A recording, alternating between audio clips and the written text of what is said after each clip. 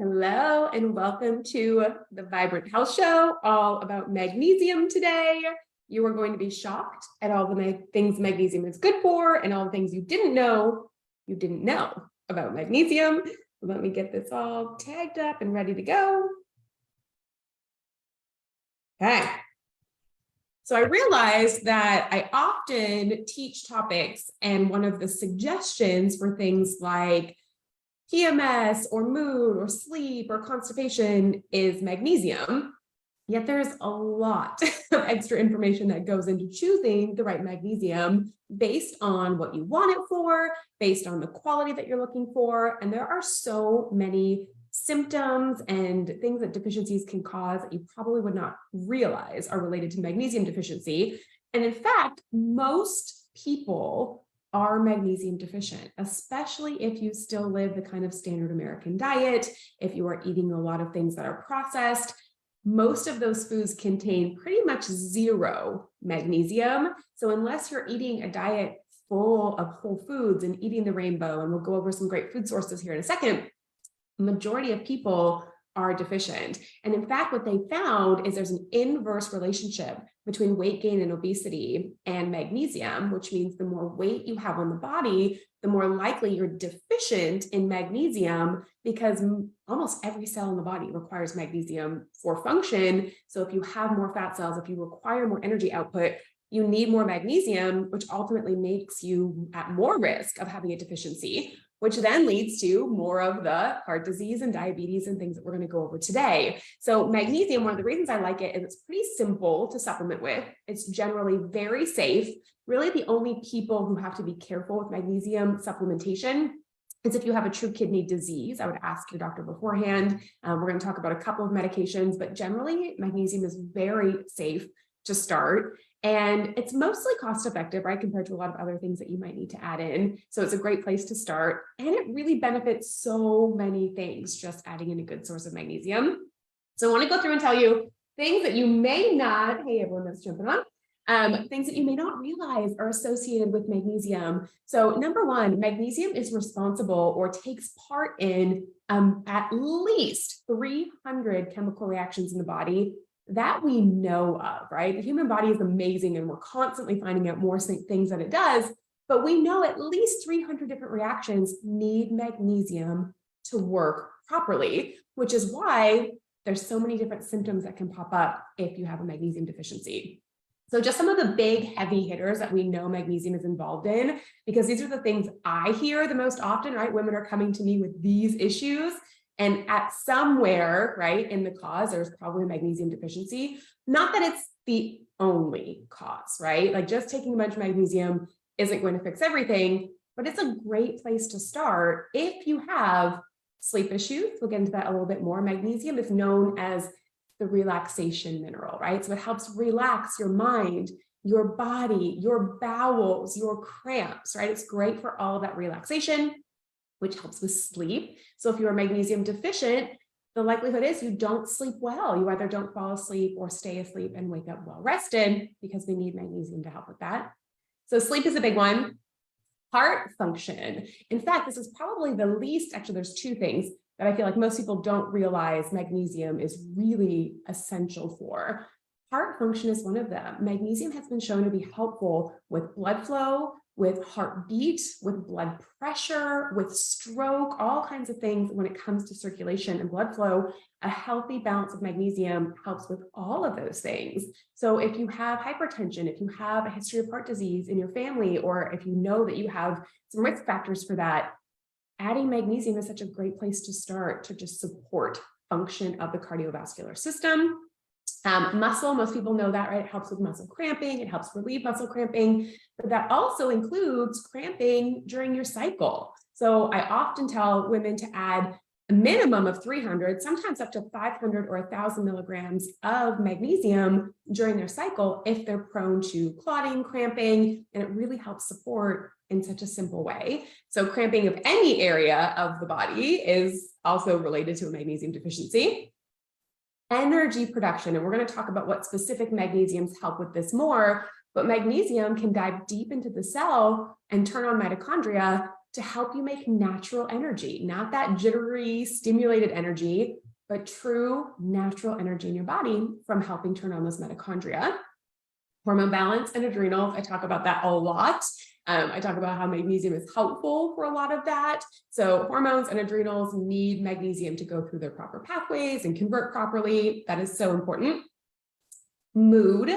In fact, there is a lot of research out there that just supplementing with even 100 milligrams of magnesium can help reduce the symptoms of depression and anxiety by at least 10%, right? So that's significant. If you can feel 10% better than you normally do just by adding magnesium, that alone can change your life and change your outlook.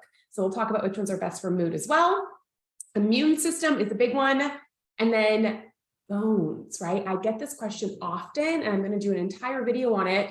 But what can I do for bone health? I said my DEXA scan is bad. They're telling me I have osteoporosis, I have osteopenia. I don't want to take the medications because they're very harsh. What can I do? Magnesium is so great for bone health, and there's some specific ones that work even better, but making sure that you are magnesium sufficient, right, not deficient, is honestly more important than calcium. Everyone always wants to know if they should add calcium. And I'll tell you today, the two things I would add first before you even add or think about calcium, because likely you're getting enough calcium in your food. You're not getting enough of these other things that help really strengthen bones, specifically both teeth and structural bones. So osteoporosis, osteopenia, we're going to talk about that today. It's also highly linked to real conditions and diseases, right? Vitamin deficiencies put you more at risk of type 2 diabetes, of osteoporosis that we just talked about, heart disease, stroke, migraine headaches, and magnesium deficiency. If you suffer from migraine headaches or headaches of any kind, it is well worth a try to do 300 all the way up to 1,000 milligrams for a few days and see if that lessens your headaches and your migraines, because for a lot of people, it absolutely does. And you notice the effect pretty quickly. It's also linked to anxiety and depression and PMS symptoms, right? All because the hormone and the adrenal connections and the 300 reactions it does in the body. So don't sleep on magnesium, right? It's generally pretty simple, but it has so many benefits that are easy to add. However, again, most of you are not getting enough from your food. And if you've ever noticed, there's a lot of different forms of magnesium. That will be the bulk of teaching today, because it can be really confusing, and certain types of magnesium are not going to get you the full body effect that you're looking for. In fact, most people who are taking magnesium and they send me a picture or they tell me what they're taking, they're not taking the form that is going to get them all the wonderful benefits we just talked about. They're probably just taking the form as a laxative, right? So we'll chat about that, and I'll teach you what forms you want to look for, what blends are good together, if you want additional benefit from blending a couple different types. So many cool things that you can do just with magnesium alone.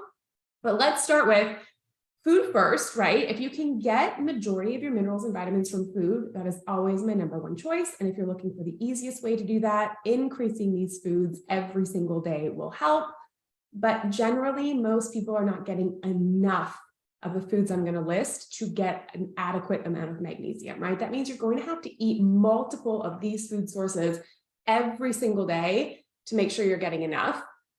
Another quick note about magnesium is it's often tested on your blood work, and it's rarely out of range, but that doesn't mean you're not deficient, because most magnesium is supposed to get stored in the bones, in the soft tissues. Very little of it just circulates through your bloodstream. So until you get an actual deficiency in the bloodstream, you would have to be incredibly deficient other places. So rarely does it show up on a blood lab. So if you've had labs and it says you're not magnesium deficient, that does not mean you're not, right? If you're having any of those symptoms or things that we just talked about, the likelihood is you probably are. So don't rely just on blood labs for that.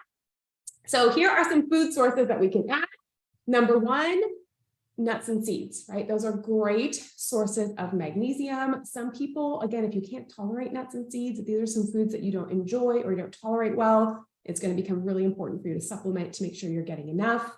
But in particular, pumpkin seeds are really great sources of magnesium, cashews and almonds, but also eating kind of a variety of nuts and seeds, you're getting different benefits from them.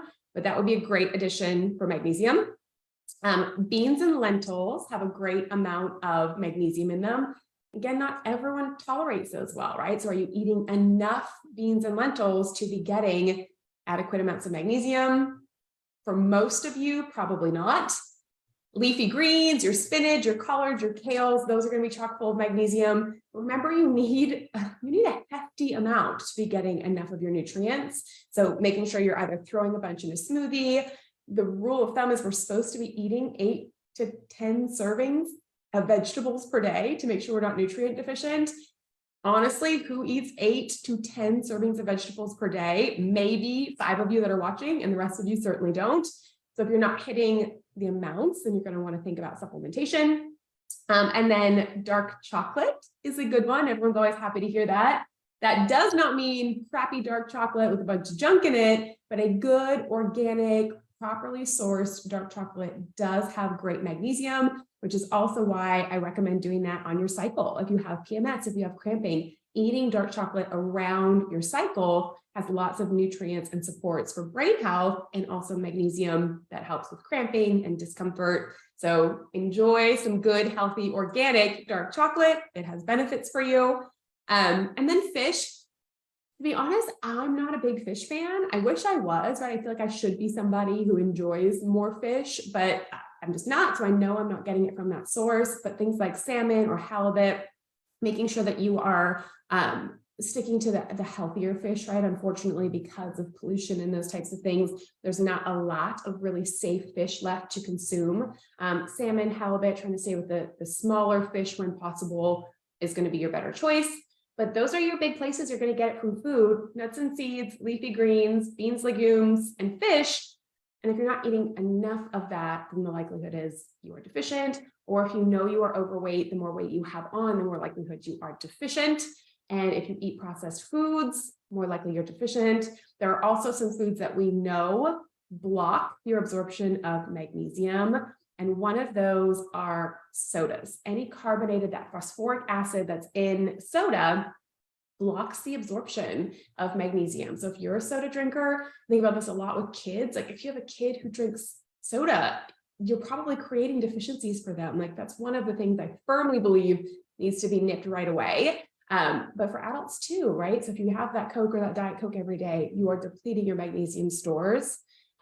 Coffee, especially if it's a high acid coffee, I think I could do a whole, and I will do a whole episode on what makes up a healthy coffee. I love my coffee. I drink 1 to maybe 2 cups per day, but it is properly sourced. It's mold-free. It's low acid. There are things you want to look for in coffee. If you're drinking, I always hate to mention like brand names that are bad, but I think you know where I'm going. The Folgers or the things, right? It's not just them, but if you're drinking those big brand names that you're getting in the store, they're full of toxins and mold and acid. And that is one of the things that can deplete not only magnesium, but osteoporosis, osteopenia, pulling and leaching calcium from the bones. We know that acidity and sodas will do that.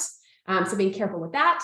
And then there's also multiple medications that will create a magnesium deficiency. So if you're taking things like proton pump inhibitors for reflux, that depletes your magnesium. You want to make sure you're adding magnesium in. Most diuretics, if you're on a diuretic, will deplete magnesium. You want to be careful with that. So just making sure that you're checking and asking your physician when they prescribe you, if you're on medications, asking them, what does this medication deplete in my body? What should I take with it? Because unfortunately, you're probably not being given that information without asking, right? So often we're prescribed a medication, but not told what it does. Just like a cholesterol medication, there are certain countries around the world that by law, if they give you a cholesterol medication, they also have to prescribe you a CoQ10 because they know it makes it deficient in the body, which affects brain health.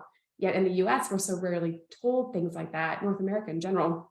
But the same goes with some of these other medication. So ask, you have to be your own advocate sometimes, right? Ask them, what is this known? Can you pull up the fact sheets on this drug? What is it known to deplete? What should I be doing in addition to protect myself from those deficiencies? And there's certainly other ones that are too long to list right now, but those are the biggies. So no soda, healthy coffee, really checking and making sure anything else that you're taking that could be depleting magnesium, that you're supplementing for that. Just make sure we're minimizing as much as we can, getting into a healthy weight, doing things right, eating a whole food diet to get to a healthy weight so we're not deficient. those would be the first places I want you to start, right? Lifestyle over supplementation every time. But the reality is, especially when it comes to magnesium, we're probably deficient. So let's dive into all of the different, I'll go over different brands and I'll drop links here in a second. Yeah, and someone said they're concerned about the nuts and seeds because of weight gain. That's exactly my point. It's like for you to eat enough nuts and seeds to get all the nutrients from those, you're probably getting a very hefty calorie load. So making sure that you're getting it from a diverse amount of places, not just, great, I'm going to eat 3 cups of cashews. It's probably not going to benefit you as much as you hope, but 1/4 cup of nuts, and then making sure you're also getting leafy greens and you're getting several ounces of fish protein. You'll have to mix it up in order to not have the scales weighed on the other side. Good question. Great point. Okay. I really picked, there are a lot of different forms of magnesium. I didn't want to thoroughly overwhelm you. So I picked the ones I get the most questions about, the ones that I like the best, the ones that I typically see people are taking when they bring me their supplements. So even though this is not all of them that are out there, I really narrowed down to the ones I think you're probably seeing the most often. I'm going to start with the number one that I see all of you guys taking and why it's not my preferred form. So the most common magnesium, and if you have a magnesium supplement at home, grab the label, flip it over and read. It will tell you what type of magnesium it is. It is probably magnesium citrate, right? That is the one of the cheapest ones, which is why you're going to find it at a lot of stores. It's really easy to source. It's the most common one you're going to find out there. However, so it does have some great benefits. Magnesium citrate is great for constipation. It is great to help the bowels move. It works almost like a laxative. It pulls water into the bowel so that it can flush the system. It is wonderful for that. A lot of times I'll recommend that in a high dose in place of like that gunky stuff they give you before a colonoscopy, or there's lots of places, if you really haven't gone in several days, some high dose magnesium citrate will do the trick. It has its purpose, but it is not the magnesium that's going to help you with your deficiencies. It is not the magnesium that's going to help you build good levels for bone and brain health and energy. It will help a little bit with cramping, so muscle cramping, eye twitching. You might see some relief from that, but primarily your magnesium citrate, which is what a lot of the magnesium calms, right? I feel like that's the one most people are taking. They are almost always magnesium citrate. And again, if you're doing it for a laxative effect, great. But if you're looking for all the other benefits, you're probably not getting it. So I rarely suggest that one unless it's a true constipation issue. So check your labels, flip them over, see what you're taking, and likely that's probably the one that you have. The ones I love, I'm going to start with my top 3 favorites and then tell you some benefits, some more specific benefits of the other ones. My number one across the board, if you're going to start with one magnesium and you don't know where to start, magnesium glycinate or magnesium bisglycinate. Sometimes there's a BIS in front of it. That's the best one across the board. It's really easy to absorb. It helps with deficiencies. It helps with hormones. It helps with PMS. It helps with mood. It helps give you good sleep cycles. It's really a good across the board, kind of covers most of what you're looking for from a magnesium.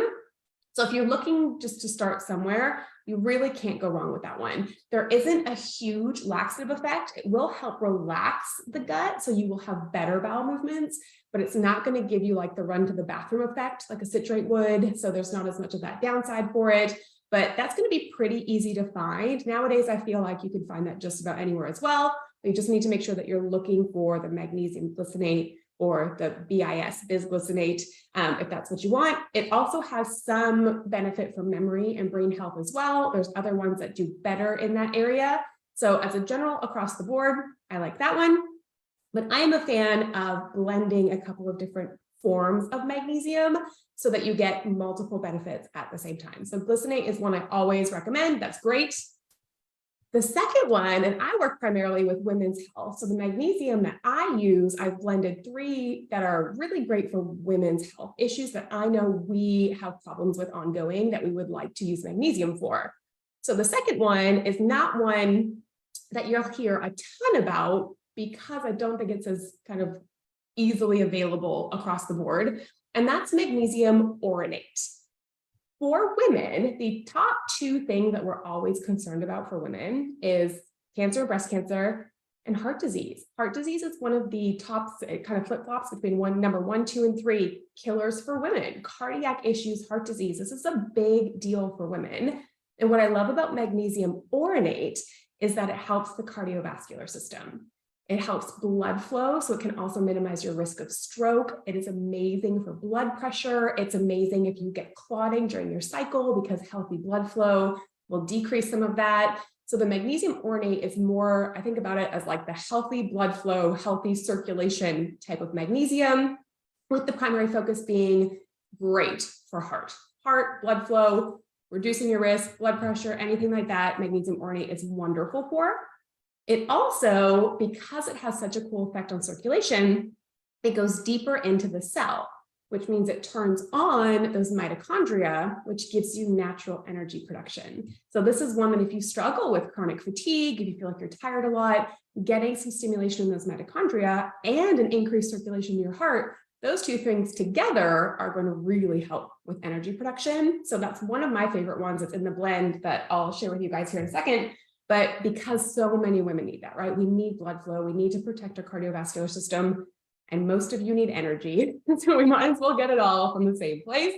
So I like combining the glycinate and the oronate. The third one that I combine, and these are the 3, right? I like to do a blend of 3 for myself, is another one that I really hadn't heard many people talk about. But once I realized how important this is going to be for so many people, I've been talking about it a whole lot more.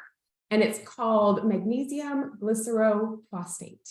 And its number 1 benefit for you is bone health, is teeth, is getting all of that great magnesium and phosphorus is in there, being able to help you drive calcium into the bones from the bloodstream. So anyone with osteoporosis, osteopenia, this form of magnesium is really going to help strengthen that. If you have weak teeth, weak enamel, this is going to help with that. So for women, it's like hormones and brain, cardiovascular health and blood flow, and then protecting our bones. Like, to me, that's the top 3 things that most women are concerned about. To be able to have a blend of magnesium that you can take in one scoop and get all of those benefits is tremendous. So the one I use, I'll drop the link below. It's called Magnesium Trio. That's the 3 that are in there. And it really is designed, not that men can't use it, like they can use it if they want, but it really has like a female focus in mind because of all the benefits you get from those 3. So those are my 3 favorites and things I take almost every day. Like I'll take that easily, minimum 3-4 times a week, and then sometimes more if there's some stuff going on. In general, and we'll talk about this in just a second, 300 milligrams of magnesium is a great maintenance dose of blends, right? A little bit of each, it would make up a full 300. If you have really bad cramping, if you're extremely tired, if you know that you have quite a bit of issues or you have not taken magnesium in a while, it is perfectly safe to do 500, 800, 1,000 for 5 to 10 days to get some quick results and build that up. And then 300 is a really great maintenance dose that you can take ongoing without fearing that you're going to be getting too much. So that's just kind of a general rule of thumb. Some other magnesiums that have cool benefits, these ones are really more for specific things that you're looking for. Number 1, magnesium malate has been highly researched for fibromyalgia. Something about the way that specific ones gets into the muscles, calms pain receptors, helps really relax the nervous system, has been well linked in research to chronic pain. So fibromyalgia, chronic pain, chronic fatigue syndrome, those types of full body discomfort, if that's your biggest goal, magnesium malate would be an interesting thing for you to try and see if you get relief from it. Again, it's simple. There's no harm in doing it. There's no risk in doing it, but the potential that it could help. I myself, right, was diagnosed with fibromyalgia when I was 8 years old. I wish I would have known to try some magnesium and see if that helped, right? Before doing all the narcotics and things that I did at a young age, because we didn't know better. So that would be a great one, malate. The other one is threonate. Sometimes it's called L-threonate. That one, magnesium threonate, mainly brain function, but there's a lot of research showing brain health, reduction in memory issues, great for Alzheimer's and depression, mood issues, dementia, all of those things. If your main concern is specifically brain function, you want to protect your brain, your cognitive function, all magnesium support it gently, but if you really want that specific benefit, the threonate is going to be the go-to for you. And then we have sulfate, which is your basic like Epsom salt bath, which you really only want to do topically. The sulfate can work as an extreme laxative, like if somebody needs a laxative right away, but it tastes horrible and it's not great for long-term use. So really, I only use that one in a bath, in a soak, but Epsom salts are magnesium salts. That's why they work so well, to calm everything down. So the magnesium salt version would be the sulfate version. And that's safe for daily use, right? Through the winter, if you have muscle cramping or to help detox, you can use that ongoing.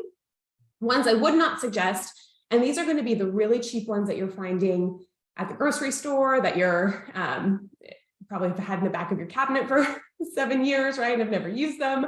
These are ones I really try not to use: oxide, chloride, and carbonate. So magnesium oxide, magnesium carbonate, magnesium chloride. Not a whole lot of benefit. They're pretty cheap. They're hard to absorb. You don't really get the benefit from them. There's some minor research saying they can help with like acid reflux, but so can all the other kinds.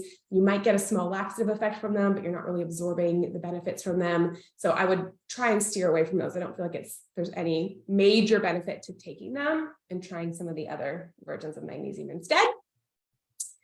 Okay, let's recap, because I know that was a lot. So number one, citrate. It's likely what you're taking is okay, but only for laxative effects.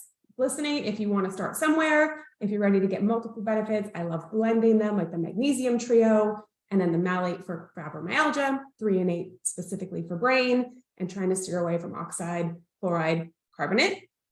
300 milligrams minimum as a maintenance dose, safely up to 1,000 for, I'd say, 7 to 10 days, but truly you could probably go quite a bit longer than that if needed. But if I'm not specifically working through things with you, probably stop at 7 to 10 days of the higher dose and then come back to your 300 milligrams. Things that help absorption of magnesium, right? We always have multiple benefits going on.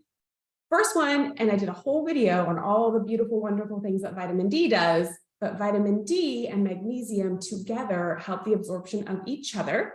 They also help make sure they get into the bones where we want them to help strengthen. And vitamin D is the other thing I would highly recommend for bone health before you even think about calcium. Vitamin D, especially if it's paired with K1 and K2, and magnesium would be the ones, especially that magnesium that we talked about for bones. Those would be the top 2 things you add for bone health, because they're also going to help get the calcium that's already in your body into your bones, right? That's the more important part. You're rarely deficient in calcium. You just might need help getting it actually into the bones so that they can strengthen. So making sure your vitamin D levels are adequate, and if they're low, that you're supplementing with a vitamin D. Again, my preference is to pair it with K1 and K2 for best absorption, and then using that with your magnesium. And then B6 is also shown to make magnesium more effective. You absorb it better, you metabolize it better. They really have some synergistic effects that they work well together. So just making sure you have the other cofactors that are going to get you the majority of the benefit. Adding in lots of magnesium-rich foods and minimizing the stuff we know blocks your magnesium, right? If you're a soda drinker, this is your friendly reminder to cut that out right now. Making sure you're drinking safe, healthy coffee, which I will do a whole episode on, and then checking that if any medications or things that you're taking are depleting your magnesium, that you're being really careful to get that all built back up. All right, that was a crash course on magnesium. The cool thing is I feel like just after today, you probably know more about magnesium than your family doctor does. If you go and ask these questions, I bet they won't know most of these answers. So you are a highly educated magnesium specialist today. Take that information, try it out. I'll come back and answer any questions. I'll drop the links to my favorite magnesium, give it a try, and come back and report to me. What do you notice? What do you feel different when you get a good replenishment of the relaxation mineral? Thanks for hanging out with me, and we'll see you next week.